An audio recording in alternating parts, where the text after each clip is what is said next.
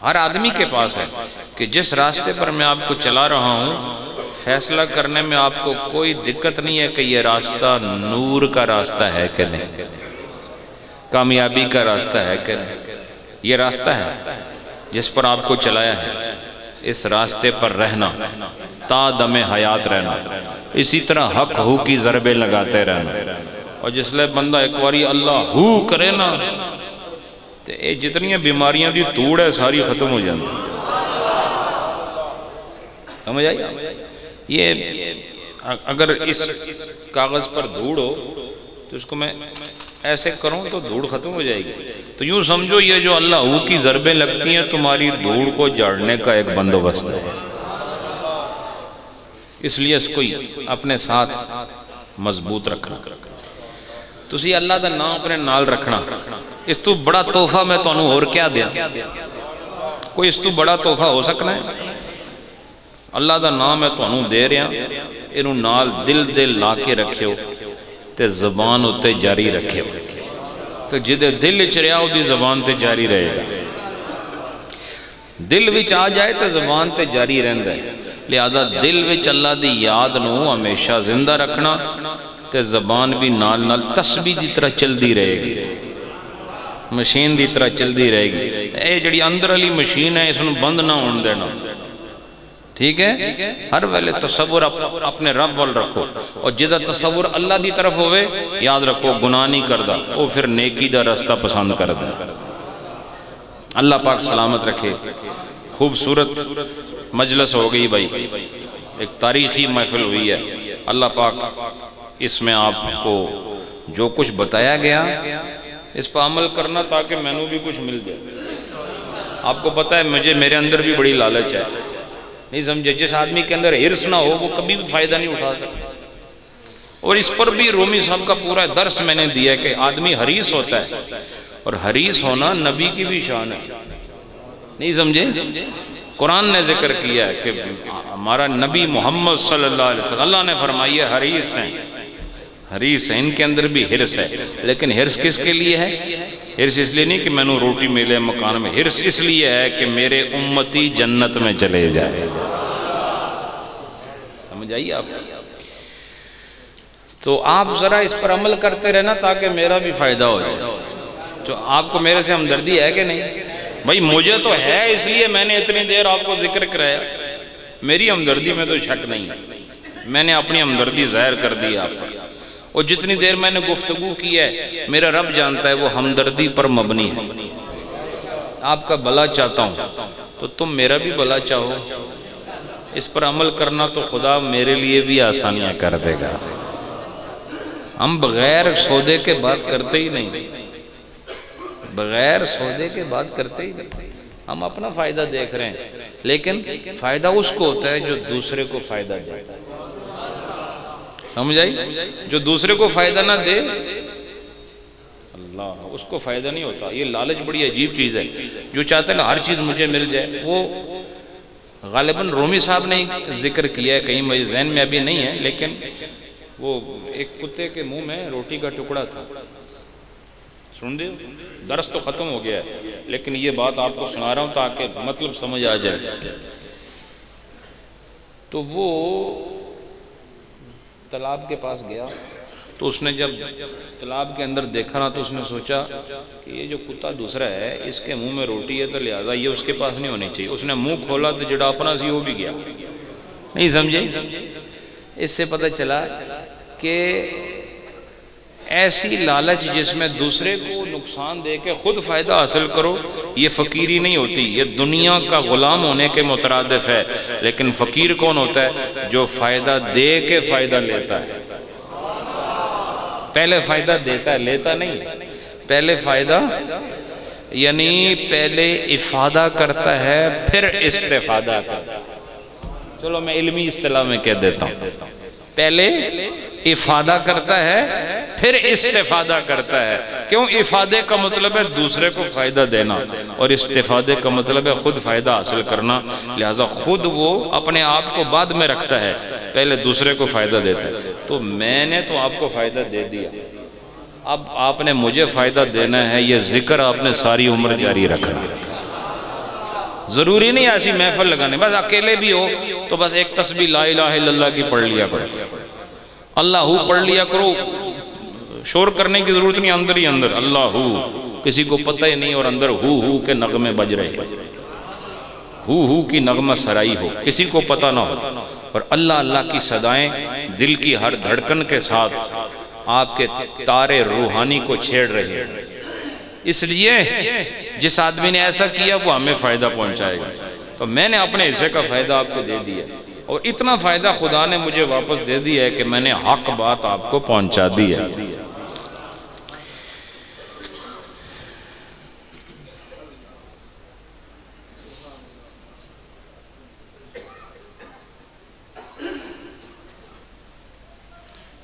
گل سنو، یہ سب سارے ثواب والے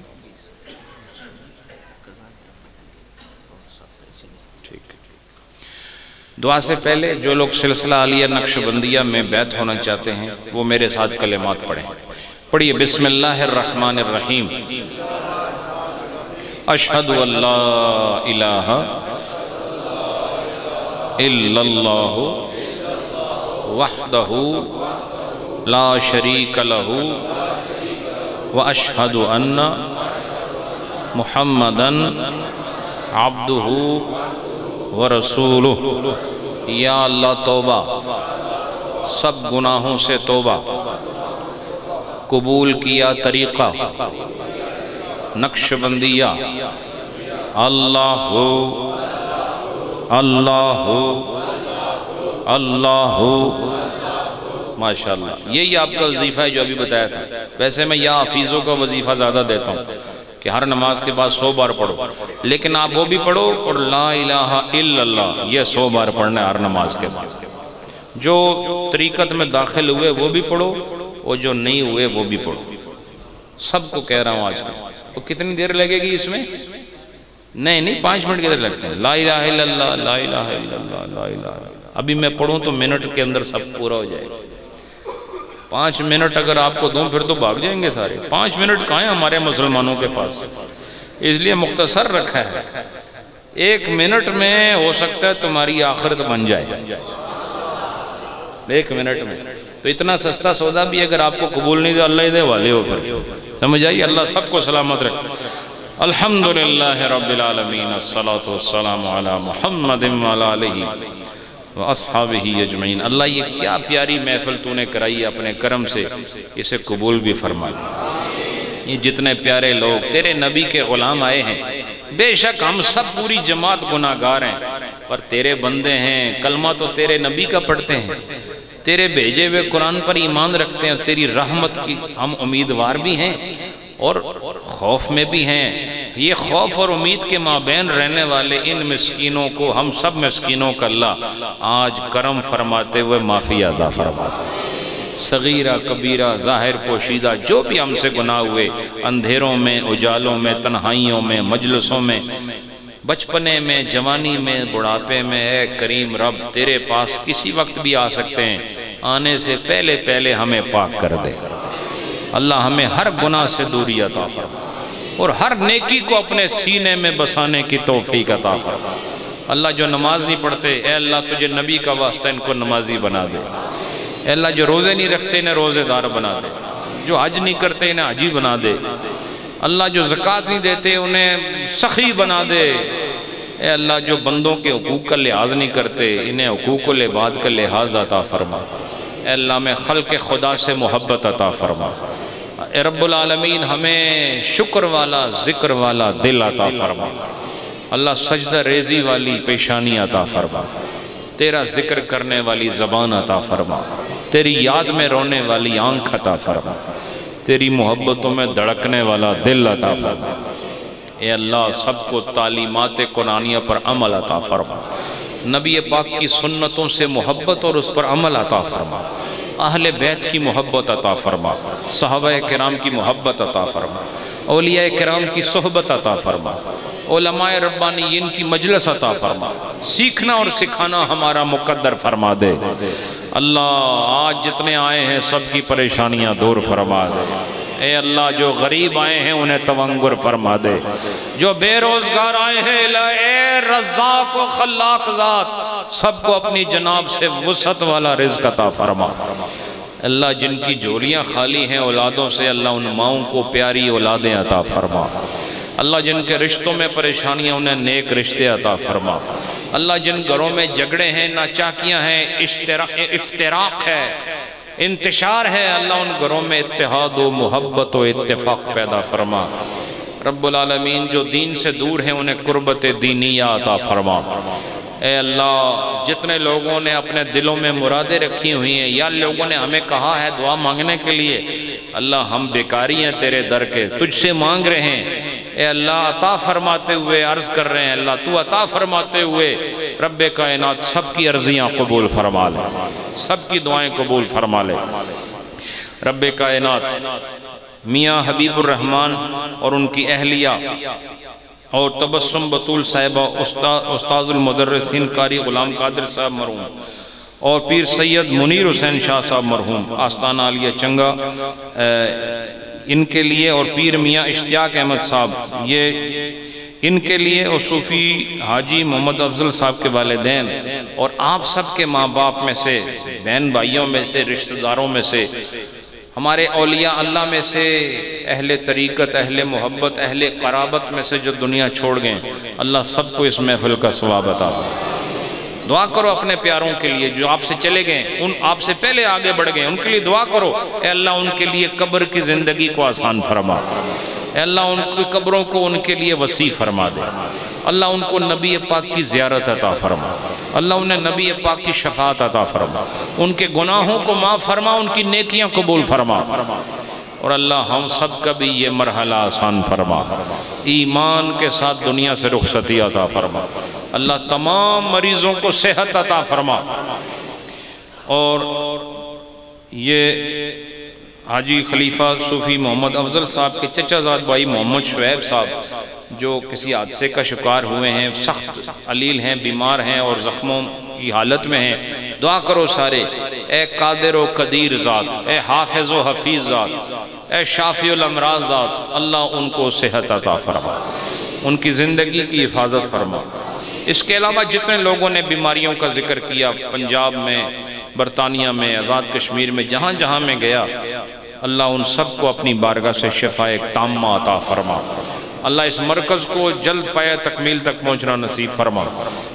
ہمارے خلیفہ صاحب کے جتنے بھی رفقائے کار ہیں، ان کے برادران ہیں، حافظ حفظ الرحمن صاحب ہیں، ان کے اور جو ان کے بتیجے ہیں، ماشاءاللہ ان کے بڑے بھائی کے جو صاحبزادگان ہیں، ان کے اپنے بچے بچیاں، چھوٹے پوتے پوتیاں، نواسے نواسیاں، اللہ اور آپ سب کے جتنی اولادیں، اللہ سب کو دو جہان کی خوشیاں عطا فرما۔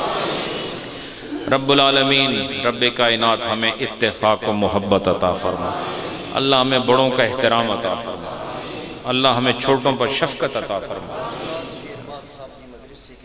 جی شیرباز صاحب محترم، ان کے لیے دعا کریں، اللہ ان کے درجات بلند فرمائے، اللہ وسعت ان کی رحمتوں میں مقدر فرمائے، اور جتنے بھی اہل خیر ہیں اللہ ان کو اپنے خاص جوار میں جگہ عطا فرما۔ ربنا تقبل منا انك انت السميع العليم وتب علينا انك انت التواب الرحيم برحمتك يا ارحم الراحمين۔